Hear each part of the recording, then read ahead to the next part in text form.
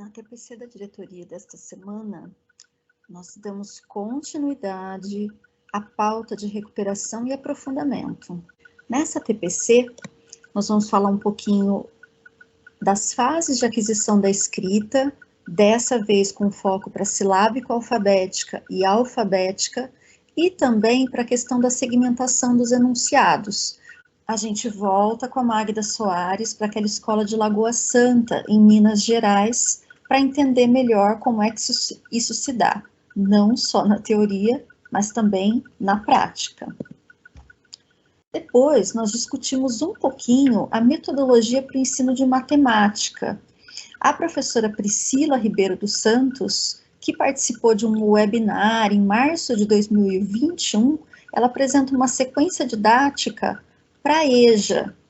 Se nós estamos tentando nessas ATPCs discutir um pouquinho a questão da recuperação das aprendizagens, depois do retorno das aulas presenciais, vamos ter um olhar para os alunos da sala regular, mas vamos pensar também no que a EJA pode nos oferecer. Se os anos iniciais, eles trazem muitas contribuições para a gente entender como se dá a aprendizagem dos alunos, a gente também vai dar uma olhada no contexto da EJA, né? O que esse contexto pode nos ensinar para a gente pensar um pouquinho na questão da recuperação das aprendizagens. Estamos falando muito sobre língua portuguesa e matemática, mas pensar um pouco que os outros componentes curriculares, eles podem entrar nessa discussão. As escolas de tempo integral agora estão na fase de elaboração dos planos de nivelamento. Os projetos de recuperação, eles estão acontecendo nas escolas, então é importante pensar nas contribuições que os outros componentes curriculares também podem trazer aí para essa discussão. Pensar sim nas habilidades de língua portuguesa e matemática, mas e os outros componentes? Eles têm que deixar de lado as habilidades, o currículo, para trabalhar a língua portuguesa e matemática? Tem como pensar em articular essas coisas? O professor João, da Escola Melo Aires, em ATPC do ano passado de linguagens, ele prova para a gente que sim, que é possível, sem deixar de lado o componente curricular, no caso dele, de educação física, mas isso se aplica a qualquer componente curricular, você consegue articular, sim, o trabalho com as suas habilidades dentro do teu currículo, a recuperação de habilidades de língua portuguesa e matemática, e, lógico, também as habilidades em defasagem do seu próprio componente curricular, né? A recuperação das aprendizagens dos alunos em 2022, no retorno das aulas presenciais, ela se aplica a todos os componentes curriculares. Todos os vídeos que estão sendo exibidos aqui, eles foram editados, é um recorte, né, dos vídeos no original, mas na descrição desse vídeo você encontra o link para todos os vídeos, se você quiser conferir na íntegra. Bom ATPC a todos, professores.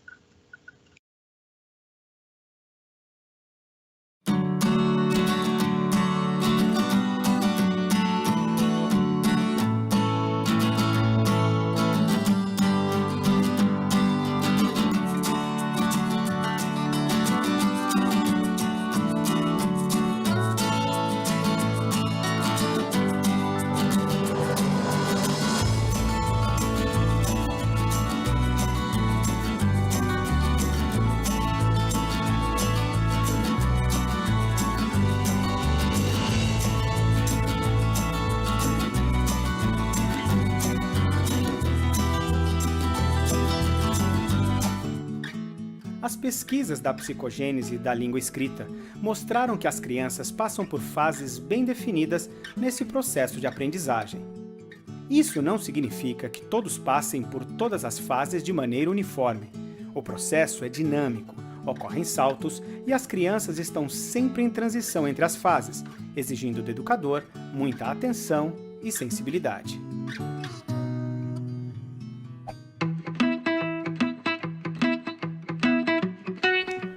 Então agora nós vamos no boné. Boné. Você acha que tá faltando alguma coisa aí no pedacinho bó? Deu. Ah, então o que já tem aí? O B e falta o O. Então pode colocar na frente. O B. Daniel está na fase silábica com valor sonoro, mas já percebe outros sons presentes nas sílabas. Então agora eu quero que você junte os pedacinhos aqui e leia para mim. Vó. Né. Falta um N. A intervenção da professora se dá no sentido de ajudar Daniel a organizar seu pensamento e a representar os sons que agora ele percebe mais claramente. O N e o E que vai formar? Vai formar né. Muito bom. E lá de cima, o Juca, o tucano, tomando coco de Manga. manga? O que tinha dentro do coco? Um Nudo. canudo. Então, olha. Isadora encontra-se na fase silábico-alfabética. Agora vamos ler o que você escreveu? Ca. C com A. K. C com U. Nu. C com U. C com U vira cu, ó. K. Cu. Có. É o que tá escrito aqui, ó. K. Cu. Có. Tá certo? Para ajudar a organizar o pensamento de Isadora, a professora a incentiva a ter o hábito de ler o que ela mesma escreveu. Pensar primeiro pra gente escrever. Canudo. Quantos pedacinhos? 3. Agora escreve ele pra mim. O trabalho com a consciência dos sons é fundamental. Falar os sons da sílaba ajuda a Isadora a percebê-los e, portanto, quais letras usar para representá-los. Nu. Quando eu falo R, Tenho. o que acontece com a minha garganta?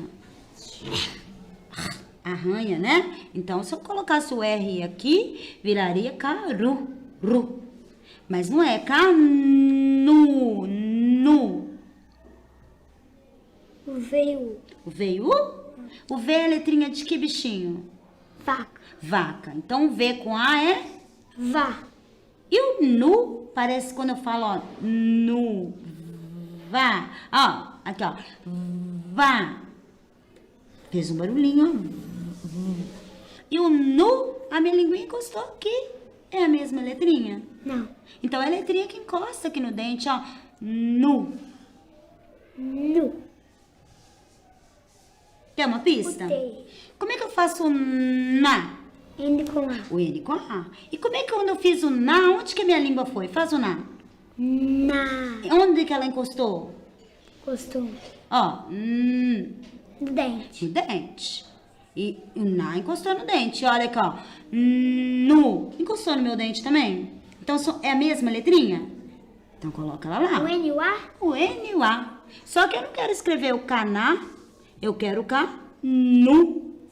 Então eu vou mudar o quê? O A. Vou tirar o A e vou colocar o quê? Vai virar nu. O O. Nu. Nu. Nu. E C. Nu.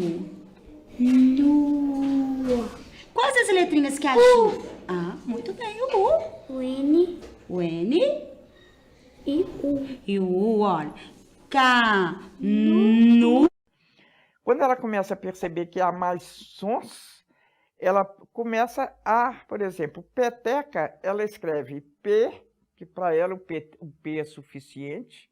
O T, ela percebe ter um T e um E, põe o T e o E, um P, um T e o E, e põe lá o K no fim. Já avançou bastante, porque já está conseguindo discriminar o fonema nas sílabas. E, finalmente, ela chega, é uma fase chamada silábico-alfabética. Agora, presta atenção. Borracha. Lê o que você escreveu para mim. Muito bem. Já. Boraja. Né? E qual que é o segredo para você escrever certo? Fala. Falar. Então, fala pedacinho por pedacinho, alto, e escreve com a letra grande aqui embaixo para eu ver. O trabalho da professora consiste em organizar o pensamento de Tainá, seja incentivando-a a falar e se ouvir, seja lendo as produções em conjunto.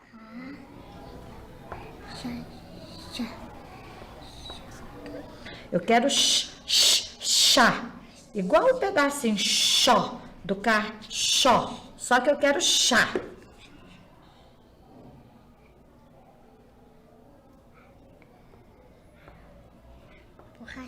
Nessa fase, as crianças passam muito rapidamente, porque quando ela é silábica com valor sonoro, ela rapidamente chega ao silábico alfabético e rapidamente chega ao alfabético, que é escrever uma letra para cada fonema, né?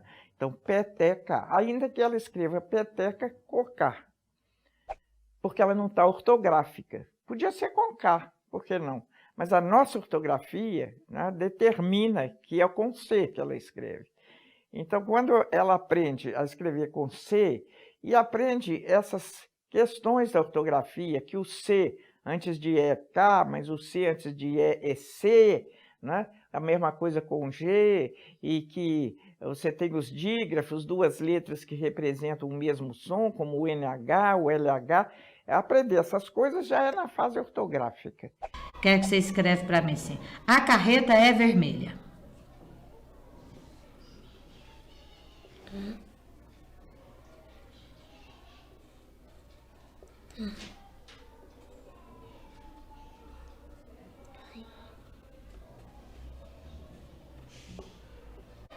No final da frase, o que coloca? Vai lá na palavrinha vermelha. Faz aí mesmo. Que letrinha que é essa aí que você colocou? F. O F com E faz qual sonzinho? V. Aí ficou vermelha ou ficou fermelha? Vermelha. E aí? Tá certo? Qual a letrinha que você trocou? O F. E qual é a letrinha que você vai colocar aí? O V. O V. Bom. Isso mesmo, parabéns. Grande parte do caminho da alfabetização está vencido por esse processo, que precisa ser acompanhado pela consciência fonológica e pelo conhecimento das letras. Olha lá, o bico dele. O que são as orelhas, céu, mané.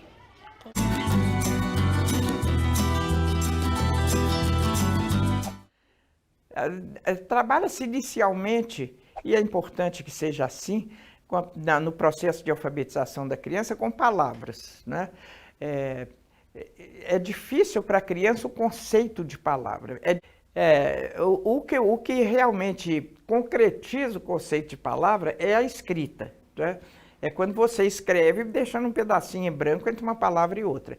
Durante muitos séculos, a escrita, as palavras foram escritas emendadas, né? Uma coisa que foi do fim da Idade Média, porque quando poucas pessoas sabiam ler, a pessoa que lia para os outros é que fazia a divisão, mas ali na escrita estava tudo emendado, porque não ocorreu, as pessoas precisassem dividir isso. E até é meio complicado dividir aonde, né? Se a gente, quando fala tudo emendado, né? Então, isso é alguma coisa difícil para a criança. Daí que se comece na escrita com palavras isoladas. Se começa a caminhar para a frase, a criança tem dificuldade de separar uma palavra de outra. Isso ajuda quando a professora lê apontando as palavras no livro, né? Que a criança vê, tá vendo? Tem um espacinho em branco aqui, outro em branco aqui, que separa uma palavra de outra. Mas quando ela vai escrever uma frase, como ela fala tudo emendado, ela escreve emendado. Então é preciso todo um trabalho da professora para fazer a criança separar aquilo que não é separado na cadeia sonora, não é? Então, olha, vou escrever. Então, quando a gente vai começar uma frase, a gente começa com a letrinha maiúscula. Em cima eu vou fazer minúscula. minúsculo, então eu tenho que fazer só a primeira letrinha maiúscula. Então, olha, eu... Que letra é essa? Minúscula. Essa letra? C. Ó, eu gostaria... Agora, ó, professora, ó. Eu parei um pouquinho, o que eu soltei aqui? Gostaria. Eu gostaria de ser uma coruja. O que eu tenho que fazer aqui agora? Ponto final. É um salto importante da criança de passar da palavra para a frase. Então, há recursos para fazer isso, como, por exemplo, associar, dividir na cadeira, né? A Chapeuzinho Vermelho encontrou o lobo. Nossa, quantos pedacinhos nós temos aí, né? A criança, quando você pede para ela contar, ela fala assim, o Chapeuzinho, porque ela emenda o artigo, né? Porque realmente é muito difícil você separar o artigo, né? Agora, como fazer isso? Muito contato com a leitura e, na escrita, usar recursos como botar um tracinho, vamos falar cada um, botar um tracinho, ou botar cada palavra num quadradinho, né? Quando as letrinhas ficam todas juntinhas, é uma? É uma palavra. Você tá tudo juntinho desse jeito aqui, ó. Virou uma palavra só. Olha aqui pra você ver, olha. Virou uma palavra só, não tem aqui. Ó, olha aqui, que palavra gigante. Então, o que faltou aqui, faltou aqui, faltou aqui? Espaço. Espaço, então... No percurso de aprendizagem formado pelos 3 desenvolvimentos que ocorrem simultaneamente no processo de alfabetização e letramento, aparecem diversos momentos nos quais parece que a criança estagnou. A compreensão desses 3 desenvolvimentos e o que ocorre com as crianças durante esse percurso é fundamental para que o educador atue nesses momentos que parecem pausas na aprendizagem da criança, mas que fazem parte de um processo contínuo. Nesses momentos, a imensa maioria das crianças que ainda não aprenderam, se o processo continuar, aprenderão. Então, esse é um processo que, ao fim do 2º ano, a criança passa a continuidade para o 3º ano, permite um avanço maior durante esse 3º ano, porque ela já consolidou o básico do uso tanto do uso do sistema de escrita, né, quanto do domínio do sistema alfabético e da ortografia básica do sistema. Pensar. O dia estava muito quente. Ela se deitou para descansar.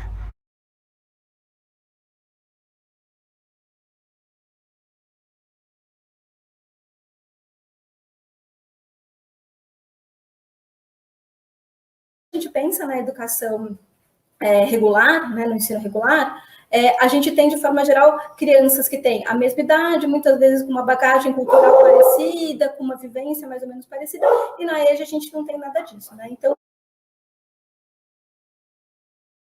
o meu tema gerador era gênero e sexualidade, que foi o que eu escolhi falar aqui, né? Então, eu fiz 2 sequências. Numa delas, o meu tema disparador, ele foi um gráfico, que era um gráfico de barras, um único gráfico, era um gráficozinho de barras, que era de uma pesquisa chamada Visível e Invisível, a vitimização da mulher no Brasil. É uma pesquisa que ela acontece, se não me engano, é anualmente, não sei se é bianualmente ou anualmente, acho que anualmente, sobre a questão de violência contra a mulher. E aí, esse gráfico que eu escolhi era um gráfico que falava sobre o local mais frequente da agressão. Então, de todas as mulheres que tinham sido entrevistadas e que tinham sido agredidas, onde essas agressões aconteciam normalmente. E aí, era um percentual muito grande de agressões que aconteciam dentro de casa. E aí a gente foi discutindo o gráfico, né? Então, qual que é o título desse gráfico, sobre o que ele fala... E essa discussão, ela trouxe uma questão de a gente vai falar de violência doméstica durante a pandemia, a partir de um gráfico que mostra que muitas das agressões dessas mulheres acontecem em casa. Então, a gente estava no momento de quarentena, com essas mulheres presas dentro de casa, e a gente ia falar sobre violência doméstica neste contexto. Os meus alunos conhecem ou já viveram situações de violência doméstica, então a gente traz essas coisas que são socialmente relevantes e que eles se interessam muito.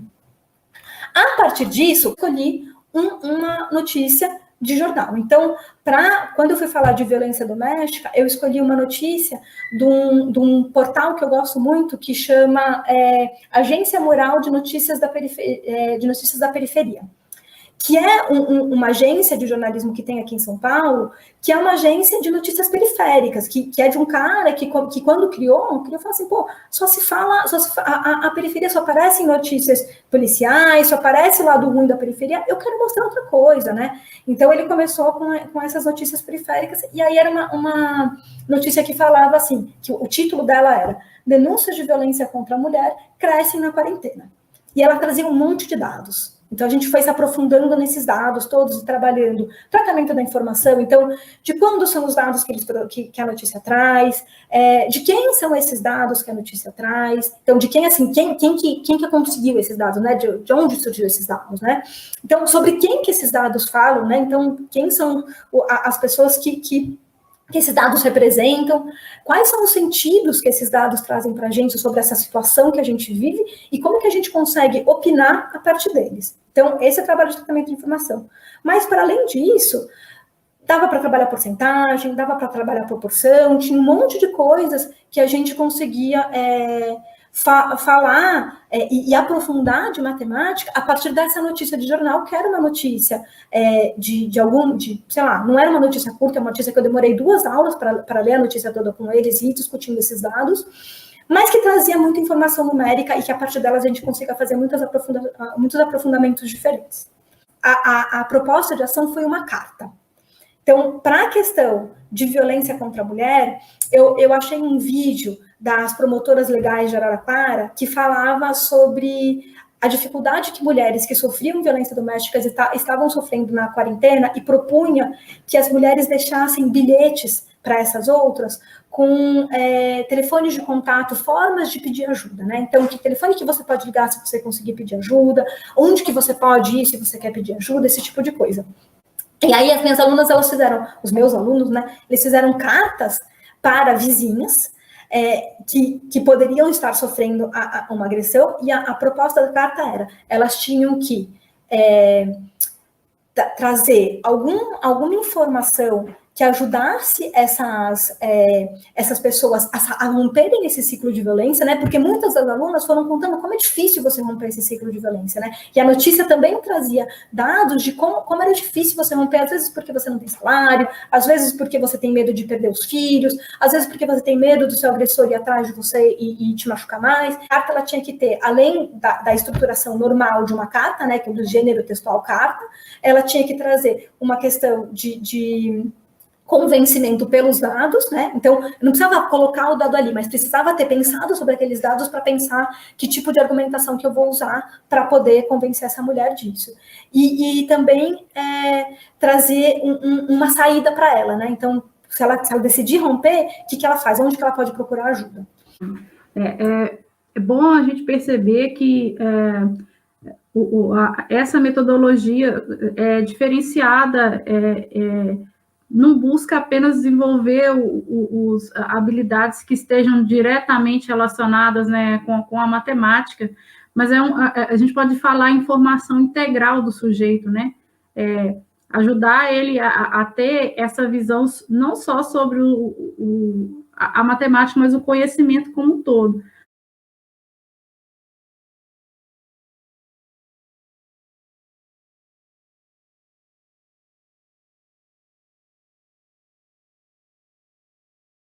Olá, meu nome é João Rafael, sou formado em Educação Física pela Universidade Metodista de Piracicaba, no ano de 1989. Trabalho na Escola Estadual Professor José de Melo Moraes, que faz parte do programa Ensino Integral desde 2014. mas eu estou aqui desde 1994, de como nós, professores de educação física, podemos e devemos explorar habilidades de língua portuguesa, matemática e arte dentro de nossas aulas. Gostaria de salientar que em nenhum momento nós ensinamos habilidades de língua portuguesa, matemática ou arte, mas nós nos utilizamos dessas habilidades para desenvolver conteúdos que estão dentro da nossa aula de educação física. Aula que não é nenhum bicho de sete cabeças.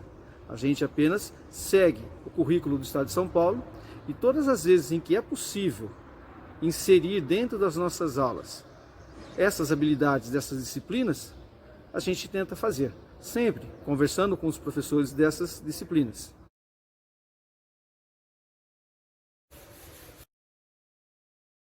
O exemplo 1 é do ZUC. O ZUC estava presente no currículo do 8º ano, do ensino fundamental, anos finais, no ano de 2019. As habilidades de educação física eram identificar manifestações rítmicas de outros países, comparar manifestações rítmicas, percebendo semelhanças e diferenças com o ZUC. E as habilidades de língua portuguesa, identificar o efeito de sentido produzido pelo uso de recursos expressivos, gráficos e visuais em textos multissemióticos nas diferentes situações de leitura e analisar os efeitos e sentidos decorrentes do uso de mecanismos de intertextualidade entre textos literários e outras manifestações artísticas, relações entre textos. Exemplo de manifestações artísticas: cinema, teatro, artes visuais e midiáticas, música. Quanto aos temas, personagens, estilos, autores e entre o texto original e paródias, paráfrases, pastiches, trailer, honesto, vídeos, minuto, vídeo, dentre outros.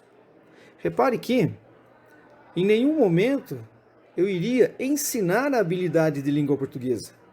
Porém, para atingir o objetivo que eu queria dentro do ZUC, o aluno precisaria dominar essas habilidades.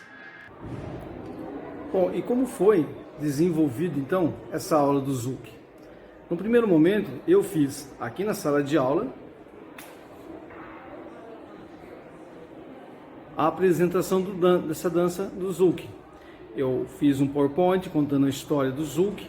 Depois que eu contei a história do ZUC, eu mostrei para eles uma música relacionada ao ZUC. E por fim, nós fomos na quadra, onde eu mostrei para eles o passo básico do ZUC. Em seguida, eu dividi a classe em 3 equipes e cada equipe ficou responsável por uma dança. Uma equipe ficou responsável pela valsa, outra equipe ficou responsável pelo tango e outra equipe responsável pelo bolero. Essa pesquisa ela se encontra na página 6 e 7 do Caderno do Aluno, do ano de 2014, volume 2.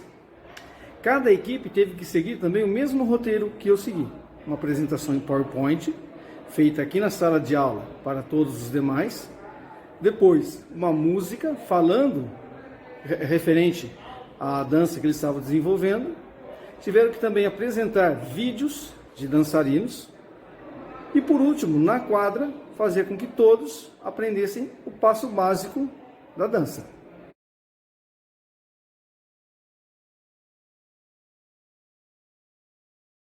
Esse segundo exemplo, ele foi dentro da unidade temática Brincadeiras e Jogos, foi destinado ao 7º ano do ensino fundamental dos anos finais, e ele aconteceu em 2020. Foi antes de nós entrarmos no trabalho online devido à pandemia. Então esse trabalho em 2020, nós ainda estávamos no presencial. A habilidade de educação física foi identificar as transformações nas características dos jogos eletrônicos, em função dos avanços das tecnologias, e praticar um ou mais jogos de tabuleiro, utilizando diversas habilidades técnico-táticas. Nós aproveitamos e vimos que conversava com uma habilidade de matemática, que é identificar e diferenciar as variáveis e suas frequências, e os elementos constitutivos, título, eixos, legendas, fontes e datas, em diferentes tipos de gráfico. Então já ficou claro que nós vamos trabalhar com gráfico. Objeto do conhecimento, leitura e interpretação de tabelas e gráficos, de colunas ou barras, simples ou múltiplas, referentes a variáveis categóricas e variáveis numéricas. Novamente, eu gostaria de salientar que o nosso objetivo não é desenvolver a habilidade de matemática, mas fazer uso dessa habilidade de matemática para trabalharmos, para desenvolvermos a habilidade de educação física, que vai ser necessário que eles elaborem tabelas e interpretem gráficos. Mas eu não vou, em nenhum momento, ensinar a fazer gráfico. O desenvolvimento dessa atividade se deu da seguinte forma. Primeira coisa, nós fizemos uma pesquisa dentro da sala de aula sobre os locais de práticas de jogos e brincadeiras. Essa atividade está na página 201 do Caderno do Aluno, no volume 1 de 2020. Dentro dessa pesquisa, nenhum aluno poderia repetir a brincadeira que o outro falou. Então, eles tinham que procurar dentro do repertório de brincadeiras deles vários tipos de brincadeiras que eles já participaram. Em seguida, nós pegamos esses dados, fizemos uma tabela, convertemos essa tabela em gráfico e apresentamos esses gráficos aos alunos. Depois, nós fizemos uma outra pesquisa sobre jogos e tabuleiros e jogos eletrônicos, que também está na página 202 do Caderno do Aluno, volume 1, página 220. Depois dessa pesquisa, os alunos se reuniram em equipes, montaram uma apresentação e fizeram essa apresentação para todos dentro da sala. Com os dados dessa apresentação, os alunos elaboraram um túnel do tempo dos jogos eletrônicos, que está na atividade, essa atividade está na página 203 do Caderno do Aluno, volume 1 de 2020. Finalizado esse túnel do tempo dos jogos eletrônicos, nós fomos para a quadra fazer uma vivência desses jogos e tabuleiros.